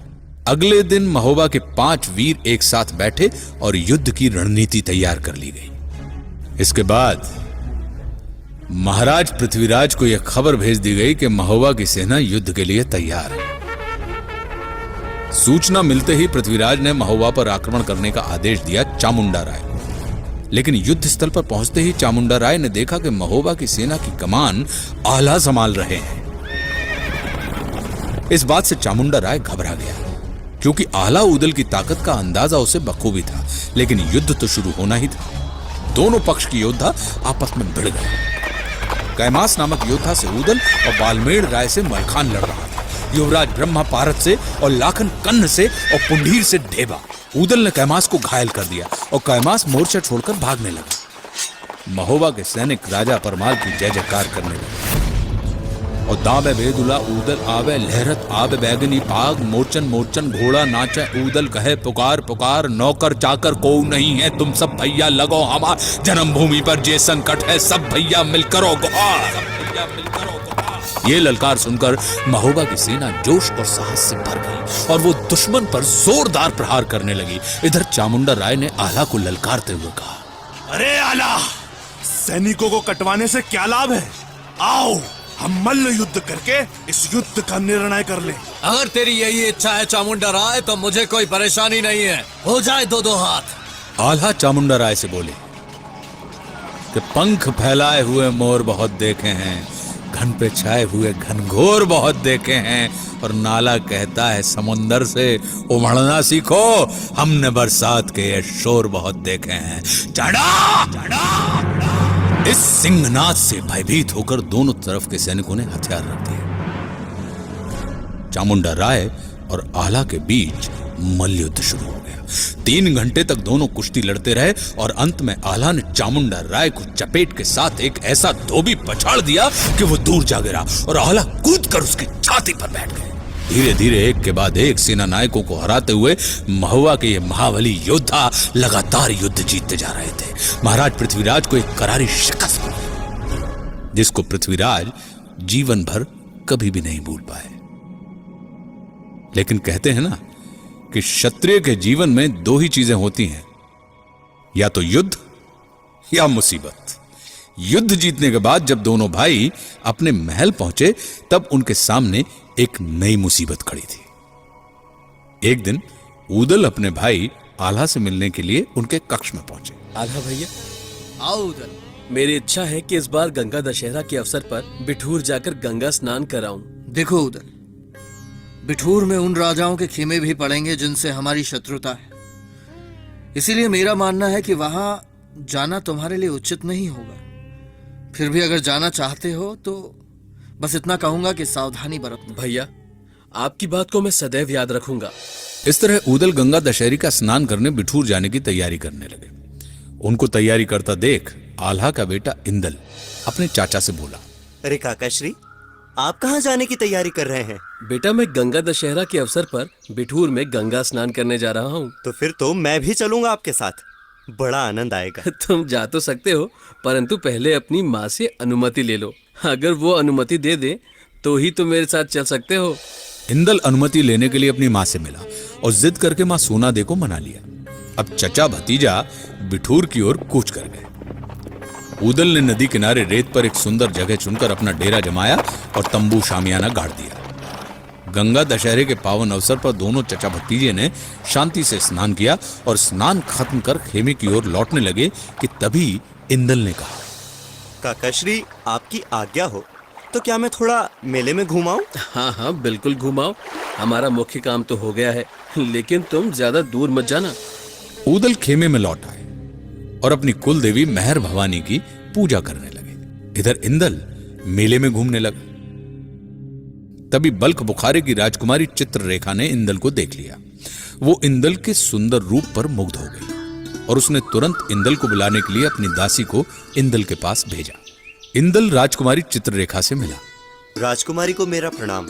मैं महुबा के राजा परमाल के सेनापति महाबली आल्हा का पुत्र हूँ। इंदल, ये तो बड़ी ही खुशी की बात है, या फिर यूं कहिए कि संयोग की बात है कि आप महाबली आल्हा के सुपुत्र हैं। हमने आपको खेमे के सामने से जाते हुए देखा था, बस फिर क्या था, हम आप पर मुग्ध हो गए। जी, मुझे खुशी है कि आपको मैं अच्छा लगा। ऐसे में यदि ये राजकुमारी आपसे स्वयंवर रचाना चाहे तो कोई गलत बात तो नहीं? ये आप कैसी बातें कर रही हैं?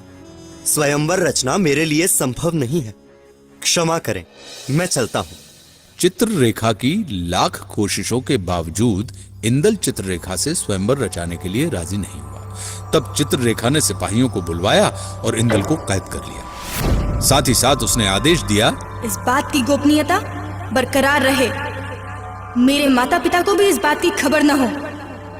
अगर किसी ने भी मुंह खोला तो उसका परिणाम अच्छा नहीं होगा। इधर ऊदल अपने डेरे पर इंदल का इंतजार कर रहे थे। ऊदल को जब पता चला कि इंदल लापता है तो वे विचलित हो गए। उन्होंने पूरा मेला छान मारा। बदकिस्मती से उस मेले में माहिल ने अपना खेमा जमाया हुआ था। माहिल को इंदल के लापता होने की खबर मिल गई। यह सुनते ही माहिल एक पल भी मेले में नहीं रुका और सीधा महोबा में आला के पास पहुंच गया। देखो आला, ऊदल की कोई संतान नहीं है, इसीलिए वो सोचता है कि उसके हिस्से की सारी संपत्ति इंदल ले लेगा, और वो इस नीच सोच की वजह से इंदल से जलता है, और इसी वजह से वो इंदल को बहला फुसला कर बिठूर ले गया, जहां उसने इंदल की हत्या कर दी। वो तुम्हारा सगा भाई हो सकता है भांजे, पर अफसोस अफसोस, लोभ कभी अपना पराया नहीं देखता। इंदल की हत्या की बात सुनते ही आला बौखला गए। आला ऊदल को अपने बेटे से ज्यादा प्यार करते थे, पर इस घटना ने उन्हें अंदर तक झकझोर दिया। माहिल की इस हरकत से अनजान ऊदल अपने भाई के पास पहुंच गए और भैया अनर्थ हो गया है। बिठूर के मेले में इंदल कहीं खो गया है। हम क्षमा चाहते हैं। मैंने पूरा मेला छान मारा, पर फिर भी। नीच! मेरे बेटे की हत्या करने के बाद तू मेरे पास क्षमा मांगने आया है और ये मनगढ़ंत कहानी सुनाकर हमें बहकाने की कोशिश कर रहा है। तू वीर नहीं, हत्यारा है। ये कहते ही आला ने अपने भाई ऊदल को पीटना शुरू कर दिया। ऊदल के लिए आला पिता से बढ़कर थे। उन्होंने मुंह बंद करके सब सहन किया। ये सब देखकर सोनादे अपने आप को रोक नहीं सकी और उन्होंने आला का हाथ पकड़ लिया और ऊदल को छोड़ने के लिए गिड़गिड़ा। स्वामी रुक जाइए स्वामी, आप ऐसा पाप ना करें। आपके छोटे भाई ने क्या क्या नहीं किया है आपके लिए। रुक जाइए स्वामी, ऐसा अनर्थ ना करें। ये मेरा भाई नहीं है, मेरे बेटे का हत्यारा है। कोड़े की मार से बुरी तरह घायल ऊदल ने अपनी भाभी से कहा, भाभी मैं सच कह रहा हूँ भाभी, मैंने इंदल को नहीं मारा। पता नहीं वो मेले में कहाँ खो गया। मैंने उसे बहुत ढूंढा पर फिर भी वो नहीं मिला। कम से कम आप मेरा विश्वास करो। सोना दे ने आला को समझाया, हम तुम रही बे जय दुनिया में इंदल पैर ही मिलेंगे आए, और कोक के भाई को तुम मारत ऐसी तुम्हें मुनासिब ना है। जोड़ी बनी रहे दंपति की, बेटा होत न लागे देर, और भैया गए तो फिर न मिल है देवर, मेरो लड़ेता शेर। ओ काहे रूठ गए हो स्वामी, काहे लखन को मारे राम, और भैया विपत बटैया होते, गाढ़े दिन में आवे काम। आला ने हाथ रोक लिया, लेकिन फिर उसने जल्लादों को आदेश दिया, इसे यहां से उठाकर जंगल में ले जाओ और इसे मारकर इसकी लाश को फेंक दो। ऐसे धोखेबाज की लाश को तो जानवर भी नहीं खाएंगे। जल्लाद ऊदल को लेकर जंगल की ओर चल पड़े। पीछे पीछे सोनादे भी आ गई और थोड़ी दूर पहुंचते ही सोनादे ने जल्लादों को रोक दिया। रुकिए, आप लोग इन्हें यहीं छोड़ दीजिए और सेनापति आला को इस बात का पता नहीं चलना चाहिए। उन्हें सिर्फ ये बता दें कि उन्होंने जैसा कहा था वैसा ही किया गया है। जब उनका गुस्सा शांत होगा वो भी अपने भाई के लिए व्याकुल हो जाएंगे।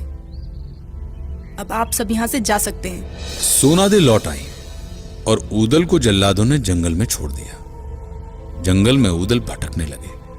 वो समझ नहीं पा रहे थे कि ये क्या हो रहा है उनके साथ। ऊदल जंगल में भटकते हुए अपनी ससुराल नरवरगढ़ पहुंच गए।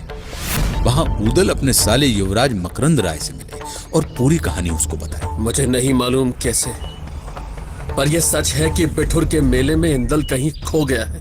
ऐसा होना तो संभव नहीं लगता। इंदल इतना बच्चा भी नहीं कि खो जाए। मुझे लगता है कि किसी ने उसे अगवा किया होगा। आप चिंता न करें, मैं अवश्य कुछ करता हूं। अब ऊदल गुप्त रूप से राजमहल में रहने लगे थे और मकरंद ने चारों ओर इंदल को ढूंढने के लिए अपने गुप्तचर भेज दिए थे। कुछ दिन बाद एक गुप्तचर आकर मकरंद से मिला। राजकुमार की जय। सूचना है कि बल्क बुखारी की राजकुमारी चित्रलेखा ने इंदल को बंदी बनाकर रखा है, और ये सूचना एकदम सटीक है क्योंकि राजकुमारी की दासी के हवाले से इस बात की पुष्टि हुई है। बहुत अच्छे, बहुत खूब। ये बात मकरंद ने ऊदल को बताई और बलख बुखारे पर हमला बोल दिया। ये खबर मिलते ही बलख बुखारे के राजा घबरा गए और उन्होंने तुरंत अपना दूत भेजा मकरंद के पास। राजकुमार, महाराज ये जानना चाहते हैं कि युद्ध का कारण क्या है। उनसे कहो कि उनकी बेटी राजकुमारी चित्रलेखा ने मोहबा के राजा परमाल के सेनापति वीरवर आल्हा के पुत्र को बंदी बना रखा है। अगर वो इंदल को लौटा देंगे तो हम युद्ध नहीं करेंगे। ये बात सुनकर बलख बुखारे के राजा ने मकरंद और ऊदल को अपने दरबार में आमंत्रित किया। दोनों जब पहुंचे तो उनकी बहुत आवभगत की गई। क्षमा करें महाराज, लेकिन ये युद्ध करना अनिवार्य था। आप जानते नहीं है कि इस घटना से मोहबा के पूरे राज परिवार पर क्या असर पड़ा है। महाबली ऊदल और राजकुमार मकरंद, हम क्षमा प्रार्थी हैं, किंतु इस बारे में मुझे कुछ नहीं पता था। बलख बुखारे के राजा ने राजकुमारी चित्रलेखा को बुलाया और उसे बहुत फटकारा।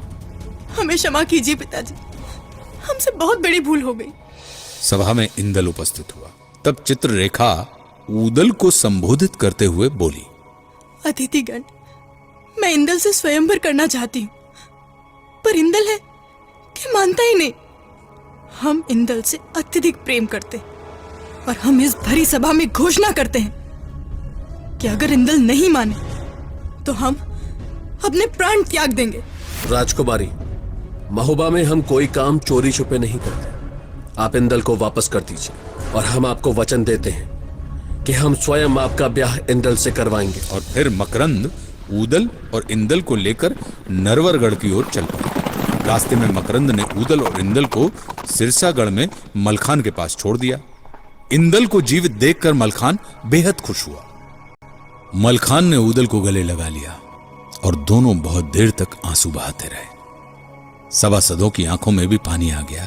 इसके बाद मलखान ने सिर्फ इंदल को ही महोबा भेज दिया और दूत के हाथों राजा परमाल को एक पत्र भेज दिया। इंदल को लेकर मलखान का दूत महोबा में प्रवेश कर गया। वो सीधे जाकर राजा परमाल से मिला।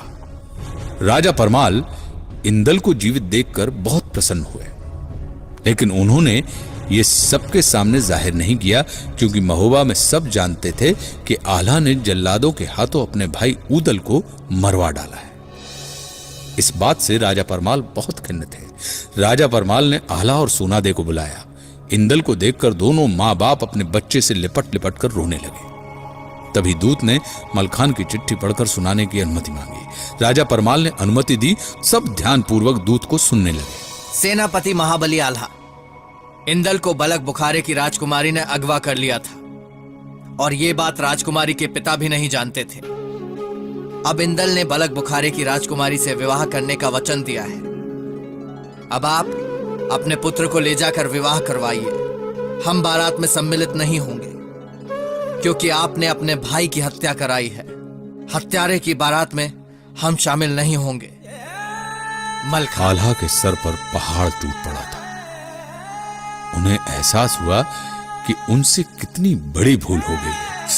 उन्होंने अपना खंजर निकाल लिया और अपने गले पर चलाने लगे कि तभी इंदल ने उन्हें रोक दिया। पिताश्री, काकाश्री जीवित हैं और मलखान काकाश्री के पास सकुशल है। ये बात सुनते ही सब लोग एकदम चौंक गए। खुशी का ठिकाना ना रहा। आल्हा उसी वक्त सिरसागढ़ की ओर रवाना हो गए। सिरसागढ़ के किले में पहुंचते ही आल्हा सीधे अपने भाई ऊदल के गले से लिपट गए। भाई, मुझ जैसे महानीच को तो क्षमा का भी कोई अधिकार नहीं, किंतु आज मैं तुमसे क्षमा नहीं, अपनी करने का दंड मांगना चाहता हूं। मुझे दंड दो, मुझे दंड दो। ये आप क्या कह रहे हैं भैया? आप बड़े भाई हैं। ना मैं आपको क्षमा दे सकता हूं और ना ही मैं आपको दंड दे सकता हूं। मैं तो केवल आपसे यही मांग सकता हूं कि एक बार फिर मुझे अपने चरणों में जगह दे दीजिए। और दोनों भाई एक दूसरे से लिपटे रहे। कहते हैं कि उस दिन भाइयों के इस प्रेम को देखकर स्वर्ग के देवताओं ने भी फूल बरसाए थे। स्वस्ति न इंद्रो वृद्धश्रवाः, स्वस्ति न पूषा विश्ववेदाः, स्वस्ति न साक्षरिणो वरिष्ठनेमिः, स्वस्ति नो बृहस्पतिर्दधातु, स्वस्ति नो बृहस्पतिर्दधातु, स्वस्ति नो बृहस्पतिर्दधातु। इधर महाराज पृथ्वीराज ने कन्नौज के राजा जयचंद की बेटी संयोगिता का हरण करके उससे शादी कर ली थी। तभी से राजा जयचंद पृथ्वीराज के दुश्मन बन चुके थे। और जब पृथ्वीराज ने महोबा पर चढ़ाई की, तब राजा परमाल भी पृथ्वीराज के दुश्मन बन गए। जैसा कि प्रचलित है कि शत्रु का शत्रु मित्र होता है। अपनी बेटी के साथ जो हुआ उसका बदला लेने के लिए राजा जयचंद ने पृथ्वीराज की बेटी बेला से राजा परमाल के बेटे राजकुमार ब्रह्मा का बलपूर्वक विवाह करवा दिया। लेकिन इस विवाह के संपन्न होने के बाद पृथ्वीराज की सेना वहां पहुंच गई और बेला को लेकर वे दिल्ली चले गए। इसलिए विवाह तो हो गया था, पर वधू ससुराल नहीं पहुंच सकी थी। बाद में आल्हा ऊदल ने यह निर्णय लिया कि दिल्ली पर आक्रमण करना जरूरी है, ताकि रानी बेला को दिल्ली से महोबा लाया जा सके, और एक संदेश पृथ्वीराज चौहान के पास भेज दिया। पृथ्वीराज चौहान ने युद्ध की चुनौती स्वीकार कर ली। उन्होंने सेना नायक चामुंडा राय को भी समझाया, और एक बार फिर रणभूमि में महोबा और दिल्ली की सेनाएं आमने सामने खड़ी थी। देखते ही देखते दोनों पक्षों ने एक दूसरे पर घनघोर आक्रमण कर दिया और घमासान लड़ाई शुरू हो गई। कहते हैं कि भारत के इतिहास में ऐसा युद्ध पहले कभी नहीं देखा गया था। हाथी, घोड़े, तलवार, भाला, ताशे, नगारे, लोग आज भी इस युद्ध की तुलना कुरुक्षेत्र के युद्ध से करते हैं। बहरहाल लड़ाई करते हुए ऊदल पृथ्वीराज के सामने पहुंच गया और दोनों के बीच घमासान युद्ध हुआ और पृथ्वीराज घायल हो गए। पृथ्वीराज को बचाने के लिए चामुंडा राय आदि वीरों ने ऊदल पर एक साथ कई तरफ से मिलकर हमला कर दिया। इतने सारे लोग एक साथ प्रहार करने लगे, लेकिन ऊदल ने भी घुटने टेकना नहीं सीखे थे।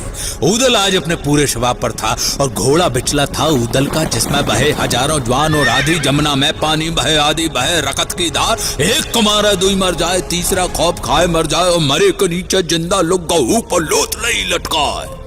ऊदल पर आज भैरवी सवार थी।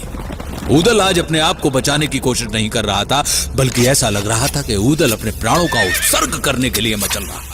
ऊदल लगातार एक के बाद एक चामुंडा राय और उसके सैनिकों को ऊपर प्रहार करते रहे। चामुंडा राय बहुत घबरा गया था और उसने बदहवास होकर अपने हाथ के भाले को ऊदल की तरफ फेंक दिया और वह भाला सीधा ऊदल के सीने को चीरता हुआ भूमि में गिरा। ऊदल वीरगति को प्राप्त हुआ। ऊदल को हत देखकर ब्रह्मा भौचक रह गया और चामुंडा राय ने इस मौके का फायदा उठाकर ब्रह्मा के ऊपर तलवार से वार किया और ब्रह्मा भी वीरगति को प्राप्त हुआ। लेकिन ब्रह्मा ने मरने से पहले दिल्ली के कई वीरों को ढेर कर दिया था। अंत में आल्हा चामुंडा राय पर आक्रमण करने के लिए निकले। एक के बाद एक दिल्ली की सेना के वीर आल्हा के हाथों मारे जाने लगे। चामुंडा राय भाग गया, लेकिन इस युद्ध में आल्हा भी घायल हो चुके थे और समर भूमि में एक और गिर पड़े थे। युद्ध समाप्त हो गया था। दोनों तरफ भारी नुकसान हुआ था। इन लाशों के ढेर में पड़े दिल्ली के सामंत संयम राय के कानों में महाराज पृथ्वीराज चौहान की कराहने की आवाज पड़ी।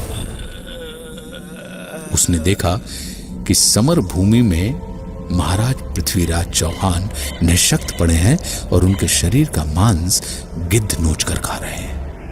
सामंत संयम राय धीरे धीरे रेंगते हुए पृथ्वीराज चौहान के पास पहुंचे।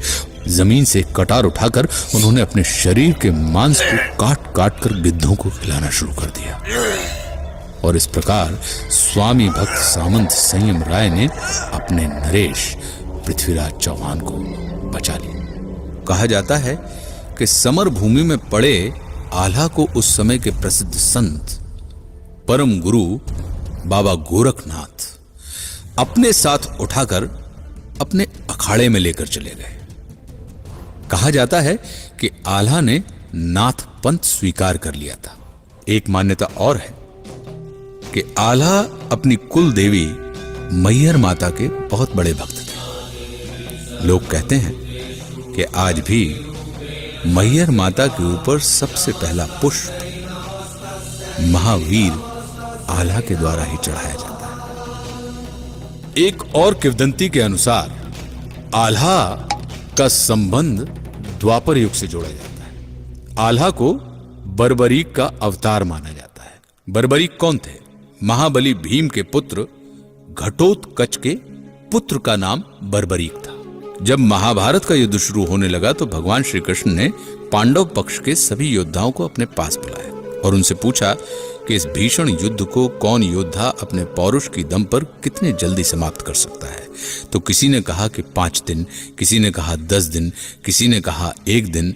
लेकिन जब घटोत्कच पुत्र बर्बरीक को बुलाया गया तो बर्बरीक ने कहा कि मैं सिर्फ एक बाण से संपूर्ण युद्ध को समाप्त कर सकता हूं। तो भगवान कृष्ण ने बर्बरीक से पूछा कि इस युद्ध में तुम किसकी तरफ से युद्ध करोगे।